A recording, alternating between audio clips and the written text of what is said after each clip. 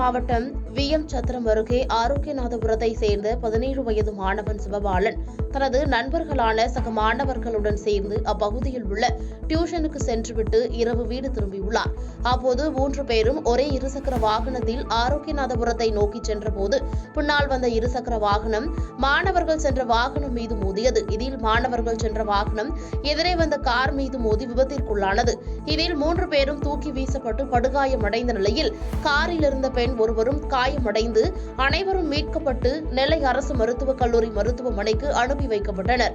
ஆனால் அங்கு மாணவன் சிவபாலன் சிகிச்சை பலனின்றி பரிதாபமாக உயிரிழந்தார். இதுகுறித்து தகவல் அறிந்த நெல்லை மாநகர போக்குவரத்து புலனாய்வு பிரிவு போலீசார் வழக்கு பதிவு செய்து விசாரணை மேற்கொண்டு வருகின்றனர்.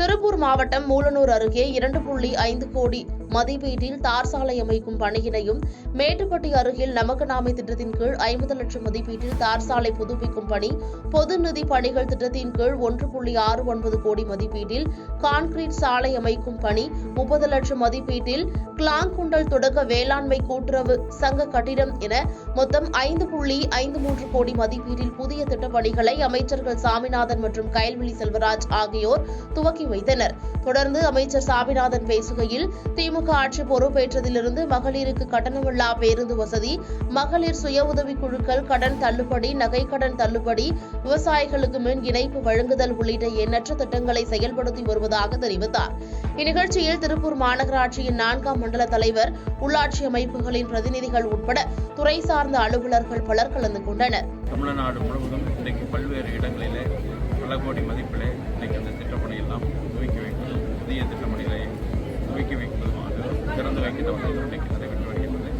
நாளைக்கு கூட காலை சுமார் 9 மணி அளவு நம்முடைய திருப்பூர் மாநகராட்சியில் வாழக்கூடிய 60 வார்டுகளில் வாழக்கூடிய மக்களுக்கு ஏறத்தாழ தினந்தோறும் 194 MLD குடிநீர் வழங்கக்கூடிய வகையில் இன்றைக்கு சுமார் 1200 கோடி ரூபாய் அளவில் மேட்டுப்பாளையத்தை தலைமையிடமாக கொண்டு அன்னூரில் தண்ணீர் சுத்திகரிக்கப்பட்டு இங்கே திருப்பூர் மாநகராட்சி பகுதியில் வசிக்கக்கூடிய மக்களுக்கு குடிநீர் வழங்குகிற வகையில் 2 நாளைக்கு ஒரு முறை குடிநீர் வழங்குகிற வகையில் அந்த திட்டம் துவக்கி வைக்கப்பட இருக்கிறது. அந்த நிகழ்ச்சிக்கு மாண்புமிகு நகர்ப்புற உள்ளாட்சித்துறை அமைச்சர் மாண்புமிகு அண்ணன் நேரு அவர்கள் தலைமையேற்க நம்முடைய இளைஞர் நலன் மற்றும் விளையாட்டுத்துறை அமைச்சர் மாண்புமிகு அன்புக்குரிய சகோதரர் உதயநிதி அவர்கள் கலந்து கொண்டு அந்த திட்டத்தை துவக்கி வைக்கின்றார். அங்கேயும் ஏறத்தாழ 4000க்கும் மேற்பட்ட மக்களுக்கு நலத்திட்ட உதவிகள் வழங்குகிற நிகழ்ச்சி இன்றைக்கு சிறப்பாக ஏற்பாடு செய்யப்பட்டுள்ளது.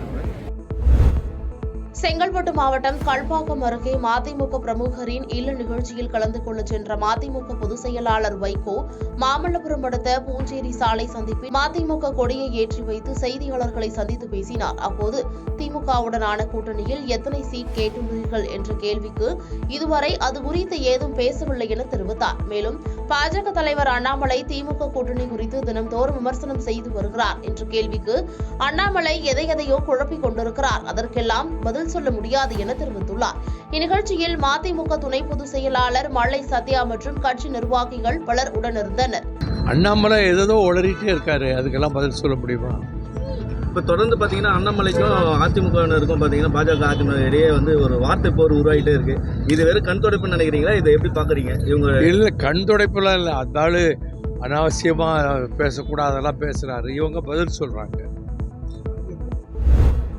கோவையில் அதிமுக நாடாளுமன்ற தேர்தல் அறிக்கை குழு கருத்து கேட்பு கூட்டம் நடைபெற்றது. இந்த கூட்டத்தில் பங்கேற்ற பின் செய்தியாளர்களிடம் பேசிய முன்னாள் அமைச்சர் ஜெயக்குமார், OPS தேர்தல் முடிந்தவுடன் பாஜகவில் சேர்ந்துருவார் என்றும், பாஜகவிற்கு கூலிக்கு மாரடிப்பவராக OPS இருப்பதாக விமர்சனம் செய்துள்ளார். மேலும் அதிமுக தலைமையில் மகத்தான கூட்டணி அமையும் என்றும், பாஜக இல்லாத கூட்டணியாக அமையும் எனவும் தெரிவித்துள்ளார். தொடர்ந்து பேசிய அவர், இப்போ தேர்தல் காலம் என்னும்போது நாங்கள் எதுக்கு இப்போ அவர் பிஜேபி ஒரு என்ன சொல்கிறதுனா ஒரு டாப் லெவல் பொசிஷன் இருக்குது ஒரு பிஎம்ஏ. ஸோ அவர் எப்படி நாங்கள் சந்திக்க முடியும். ஓகே, ஒரே கேள்வினா, இப்போ அண்ணாமலை வந்து அந்த அண்ணா வந்து லேகியை விற்கிறாங்க அப்படின்ற மாதிரி ஒரு டாக் வந்துச்சு அப்படின்ட்டு அதுக்கு பதிலடியாக அவர் என்ன சொல்லியிருக்காரு, அந்த லேகியத்தை வாங்கி சாப்பிட்டாங்கன்னா தவழ்ந்து இல்லாமல் நிமிர்ந்து ஆட்சி செய்யலாம் அப்படின்னு, தவழ்ந்து இல்லாமல் நிமிர்ந்து ஆட்சி செய்யலான்னு அண்ணா திமுக ஒரு பதிலடி கொடுப்பாங்க. அவர் ஏற்கனவே வந்து பல கருத்துக்கள் வந்து சொல்லி மாட்டிட்டாரு. அதெல்லாம் அண்ணாமலை பொறுத்தவரை வைரல் ஆகிட்டு இருக்குது. அது குறிப்பாக வந்து அந்த பல்லை பற்றி சொல்ல வேணாம், விட்டுருங்க. ஆனால் அதிமுகவுக்கு புதுச்சேரி ஏஎஃப்டி திடலில் ஒன்று கூடிய அதிமுகவினர் முன்னாள் அமைச்சர் சி.வி. சண்முகம் பேரணியில் புதுச்சேரி மாநில செயலாளர் அன்பழகன் தலைமையில் 1000க்கும் மேற்பட்டோர் கலந்து கொண்டனர். இந்த பேரணியில் பல்வேறு கோரிக்கைகளை வலியுறுத்தி கண்டன ஆர்ப்பாட்டத்தில் ஈடுபட்டனர். அப்போது முன்னாள் அமைச்சர் பேசுகையில், திமுக, காங்கிரஸ், பாஜக, என்ஆர் காங்கிரஸ் உள்ளிட்ட கட்சிகள் 43 ஆண்டுகள் ஆண்டார்களே, ஏதாவது வளர்ச்சி அடைந்துள்ளதா என்று கேள்வி எழுப்பிய அவர், ஒரே நாடு, ஒரே தேர்தல், ஒரே மொழி என கூட்டாட்சி தத்துவத்தை மோடி அரசு கேலிக்கூத்தாக மாற்றி வருகிறது என்றார். தொடர்ந்து செய்தியாளர்களை சந்தித்து பேசிய முன்னாள் அமைச்சர் சி.வி. சண்முகம், அதிமுக தலைமையில் வெற்றி கூட்டணி அமையும் தொகுதி பங்கீடுகள் குறித்து எடப்பாடி பழனிசாமி அறிவிப்பார் என தெரிவித்துள்ளார். மேலும் பேசிய அவர், மாநிலத்தை ஆண்டு கொண்டிருப்பது காங்கிரஸ் தலைமையிலான திமுக ஆட்சி. இன்றைக்கு என்ஆர் காங்கிரஸ் தலைமையிலான பாரதிய ஜனதா ஆட்சி.